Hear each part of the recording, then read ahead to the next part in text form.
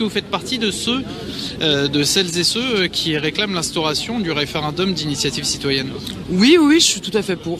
Tout à fait. C'est un des moyens qu'on peut avoir et qu'on doit avoir pour se faire entendre. Et il n'y en a pas d'autres, il n'y en a pas 1000 autres. S'il était mis en place, quel serait le premier sujet que vous aimeriez qu'il soit soumis au référendum, par exemple? Moi, clairement, c'est mon avis. Moi, je suis de plus en plus opposé à le fait que la France soit dans l'Union européenne.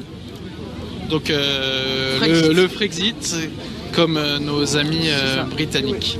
Vous êtes aussi favorable au référendum d'initiative citoyenne. Vous souhaiteriez par exemple que le Frexit soit l'une des questions qui soit posée par l'intermédiaire de cet outil institutionnel? Alors ce que les gens ne savent pas, c'est que le problème du RIC, c'est qu'on aura beau modifier tout ce qu'on veut dans la Constitution, ça ne changera rien étant donné que les traités européens sont supérieurs à notre Constitution.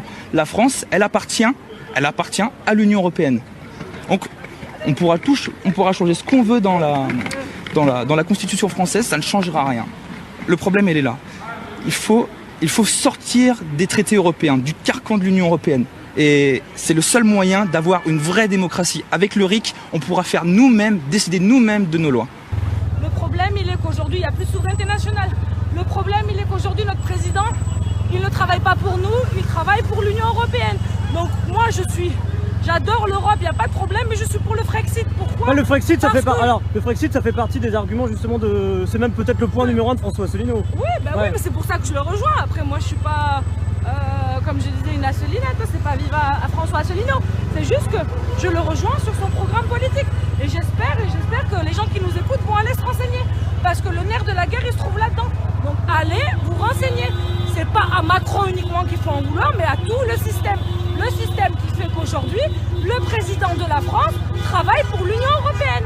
Vous pouvez pleurer, crier, vous rouler par terre dans la rue pendant 6 mois, ça ne changera pas. Tant qu'on n'a pas récupéré le pouvoir, notre souveraineté nationale.